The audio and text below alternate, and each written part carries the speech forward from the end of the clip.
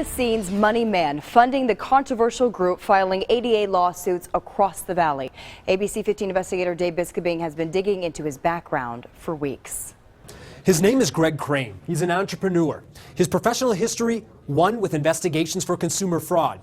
His personal history, one of tragedy. The question today, why is he funding the group Advocates for Individuals with Disabilities? Now, Crane turned down our interview requests, so we took our questions to that group's lawyer. Do you know who Mr. Greg Crane is? I know he's contributed a lot of money to AID. John Wilenchek is an attorney for AID. And by a lot of money, we're talking $600,000 at least. Startup funds AID used to file more than 1,700 ADA lawsuits. Are you aware of Mr. Crane's personal history? His business history? Many, many years ago, he had certain businesses that did have some legal troubles. My response to that is, let he who is without sin cast the first stone. This is a man whose wife died in a plane crash. His child died in a plane crash. He was left disabled. A deadly plane crash went down yesterday right after takeoff. That crash in August 2010. Gregory Crane and his children are said to be in critical condition tonight. In an email to ABC 15, Greg Crane said the crash sparked his passion for disability access, and he wanted to help AID make a positive impact. His heart is in the right place here. But ask the businesses AID has sued for thousands and thousands of dollars, many for having a parking sign just inches too low. It's about the money. The money. $50 sign for $5,000. Greg Crane's professional history isn't helping his cause. In 2000, the feds brought a civil case against the Yellow Page website Crane helped run as operations director and board member. Officials said they deceived businesses with bogus rebate checks. The company settled, agreeing to issue refunds.